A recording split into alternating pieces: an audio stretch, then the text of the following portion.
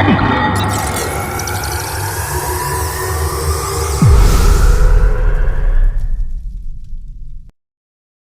guys, Hal here coming at you with another movie review.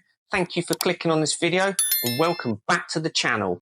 Today we're talking about Man of Steel, Zack Snyder's ambitious and controversial reboot of the Superman franchise. Some fans absolutely love it for its bold vision, whilst others say it totally misses the point of the Superman character. So what's the truth? That's what we're going to break down. So let's get to it.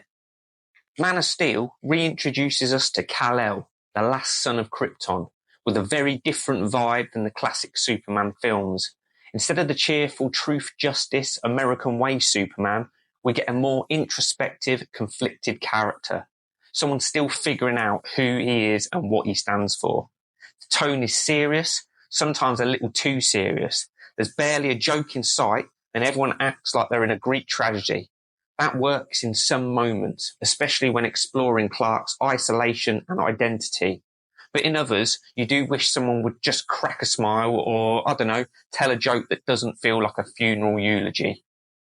So my first impressions of Man of Steel was that very first picture that was released all the way back at the end of 2012, where it just had Henry Cavill pulling that superhero pose in a real dark suit.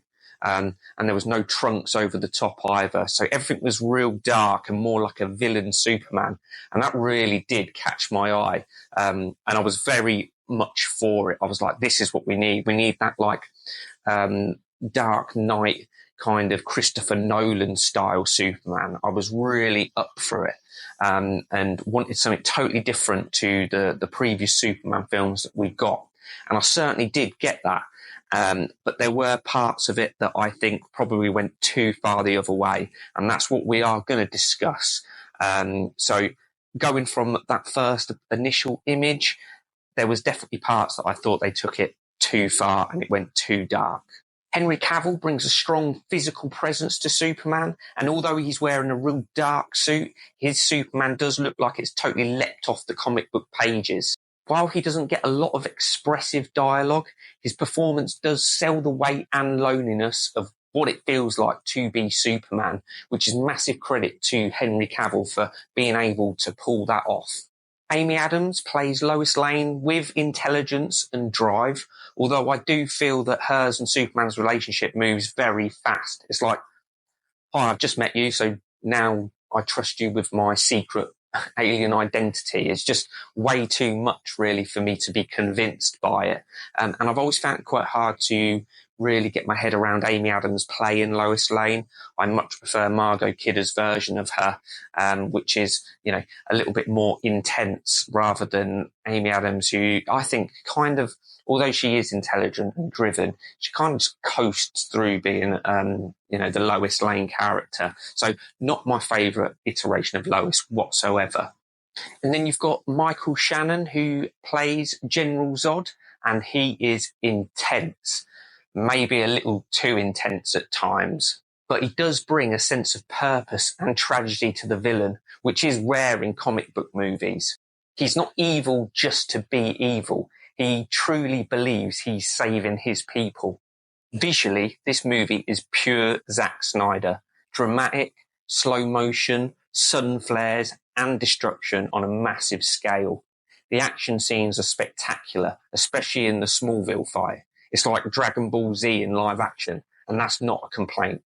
That said, the final act can feel very overwhelming. The destruction in Metropolis goes on a bit too long, and while it's meant to show how dangerous Kryptonians are, it's hard to ignore how many civilians are probably caught in the crossfire. The film doesn't address the aftermath much, which rubs some fans the wrong way. But with all of this is accompanied by Hans Zimmer phenomenal score. It doesn't try to mimic the John Williams theme, which is a very bold move in these Superman films.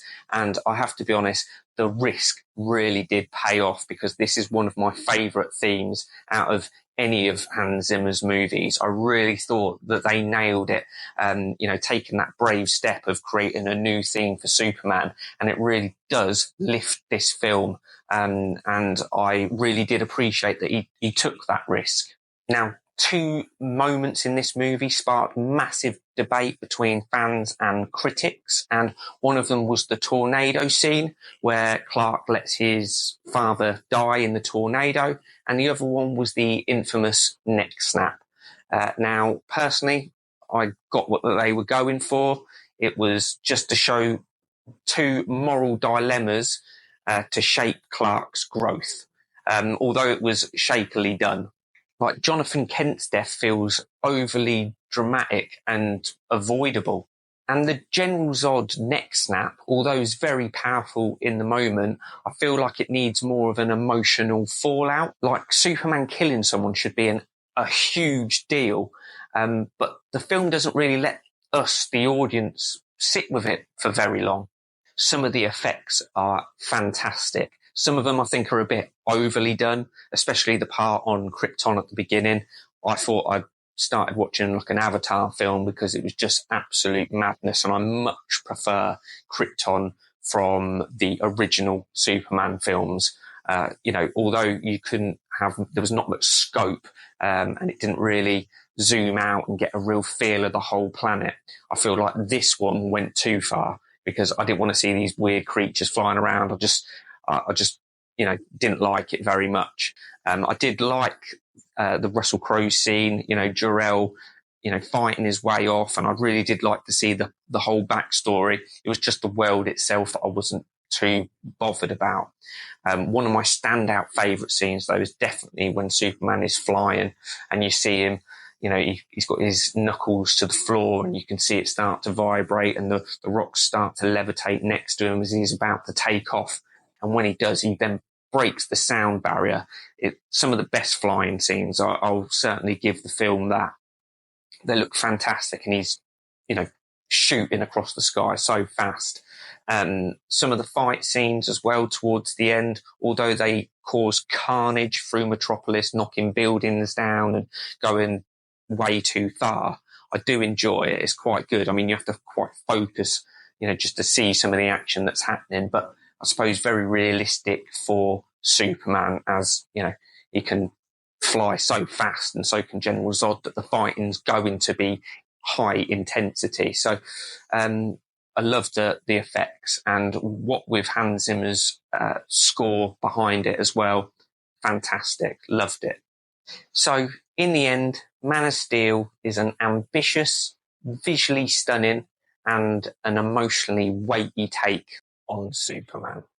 It tries to modernise a classic character by adding realism and complexity. And while not everything totally lands, it is a compelling watch. If you're looking for light-hearted superhero fun, well, this isn't the film for you. If you're looking for something a bit more grounded and a more sci-fi take on Superman, then you'll absolutely love this one. After the Christopher Reeve Superman films, I always thought there was no way anyone ever could play Superman. And I have to be honest that over the years, I've actually really grown to love the Man of Steel and Henry Cavill's take on Superman. I've learnt that you must embrace these new iterations of Superman because they're never all going to be the same. And that's why I'm very excited about watching the new Superman film by James Gunn, because again, it looks like we're going to be going in a totally different direction and probably even a little bit more cartoony than the Christopher Reeve one. So I'm very much looking forward to it. So you let me know what you think in the comment section below about Man of Steel. Do you love it? Is Henry Cavill the best Superman ever? Or do you think he's just, not as good as Christopher Reeve or Brandon Routh for that matter? You let me know. So thank you for watching. I really do appreciate it. If you've enjoyed it, then please like, comment, subscribe, hit that notification bell, because when this baby hits 88 miles per hour, you're going to see some serious